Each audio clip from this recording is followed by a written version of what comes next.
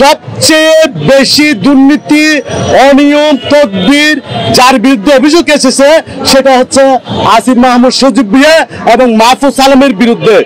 আসিফ মাহমুদ ওয়াশিংটনে গিয়েছিল, সে বেলা ওয়াশিংটনে গিয়েছিল কিন্তু সে সানার জন্য গিয়েছিল।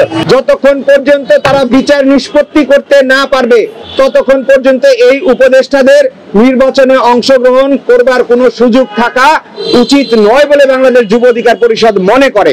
5 আগস্ট পরবর্তী আমরা যেটা পেয়েছি তার ঠিক উল্টা। বাংলাদেশ এখন ঠিক বাংলাদেশের মতো নাই। আপনারা দেখেছেন ওই গুলশানের একটা চাঁদাবাজির মামলায় জানে আলম অপু সাথে সিসিটিভি ফুটেছে আপনারা দেখতে পাচ্ছেন। আসিফ মাহমুদ ওয়াশিংটনে গিয়েছিল, সে বেলা ওয়াশিংটনে গিয়েছিল কিন্তু সে সানার জন্য গিয়েছিল। এরকম অসংখ্য তথ্য প্রমাণ থাকার পরও দুদক কেন নীরব বা সরকার কেন নীরব আমাদের বুঝে আসে না। আমরা আশা করব যেহেতু এই সরকারে অন্তর্বর্তীকালীন সরকারে সবচেয়ে বেশি দুর্নীতি অনিয়ম তদবির যার বিরুদ্ধে অভিযোগ এসেছে সেটা হচ্ছে আসিফ মাহমুদ সজীব ভুঁইয়া এবং মাহফুজ আলমের বিরুদ্ধে। অতএব আমরা সরকারকে আহ্বান করব, সাথে দুদক কমিশনকে আহ্বান করব, আপনারা সঠিক তদন্ত করেন। যদি না পারেন আমরা কিন্তু প্রেস ক্লাবের সামনে জনতার আদালতের মাধ্যমে সেই তথ্য উপত্যা নিয়ে আমরা তাদের বিচার করব। এই তদন্ত চলছে, এটা তো আমরা স্বৈরাচার ফ্যাসিবাদী হাসিনার আমলে শুনেছি যে তদন্ত চলছে, বছরের পর বছর গিয়েছে, সে তদন্ত শেষ হয়নি, দুর্নীতির কোনো দায়ের নিষ্পত্তিও হয়নি।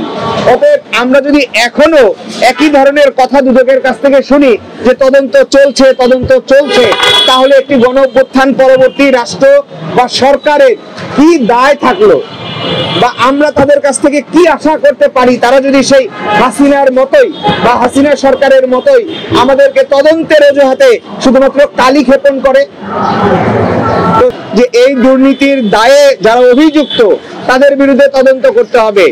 এই যে উপদেষ্টারা নির্বাচনের শেষ সময়ে এসে তফসিলের ঠিক আগ মুহূর্তে পদত্যাগ করে নির্বাচনে অংশগ্রহণ করবার চেষ্টা করছেন, তাদেরকেও এই নির্বাচন থেকে বিরত থাকতে হবে।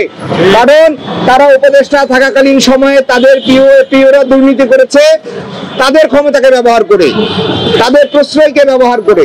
অতএব তারা এখন নির্বাচনে অংশগ্রহণ করে তাদের সেই অবৈধ অর্থ বিনিয়োগ করে তারা নির্বাচন করবে না, এই গ্যারান্টি এই রাষ্ট্র আমাকে দিতে পারে নাই, এই সরকার দিতে পারে নাই।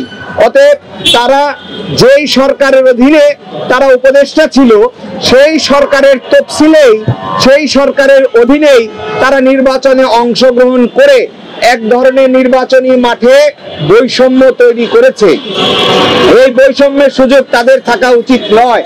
এটি সরকারকে গভীরভাবে পর্যালোচনা করতে হবে এবং দুদকের প্রতি আমাদের আহ্বান যে এই উপদেষ্টারা কোনো দুর্নীতি করেছে কিনা, এই উপদেষ্টাদের ক্ষমতা ব্যবহার করে তারা কোনো দুর্নীতি করেছে কিনা, এই উপদেষ্টারা সরাসরি কোনো নিয়োগ বাণিজ্য, কোনো বদলি বাণিজ্য, কোনো অবৈধ টেন্ডারবাজি জড়িত ছিল কিনা সেটি এই দুদককে প্রমাণ করতে হবে, খুঁজে বের করতে হবে, তদন্ত করতে হবে এবং বিচারও ত্বরান্বিত করতে হবে।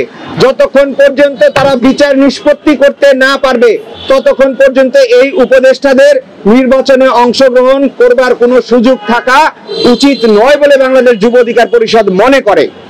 নাগরিক হিসেবে তারা নির্বাচনে অংশগ্রহণ করতেই পারে, কিন্তু তারা যেহেতু এই সরকারের উপদেষ্টা হিসেবে এই দায়িত্ব পালন করেছে এবং তাদের পিএস-এপিএসদের দুর্নীতির বিষয়টি সামনে এসেছে, অতএব যতক্ষণ পর্যন্ত এই দুর্নীতির অভিযোগগুলো এবং এই দুই উপদেষ্টা যতক্ষণ পর্যন্ত দুর্নীতি দমন কমিশন তাদের দুর্নীতি তদন্ত করে নিষ্পত্তি না করবে ততক্ষণ পর্যন্ত এদের নির্বাচনে অংশগ্রহণ করবার সুযোগ থাকা উচিত নয়।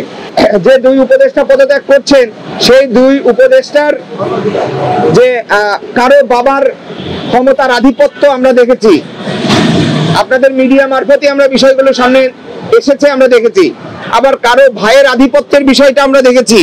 ক্ষমতার অপব্যবহারের যে প্রশ্নগুলো এসেছে সেই প্রশ্নগুলো এখনো নিষ্পত্তি হয় নাই।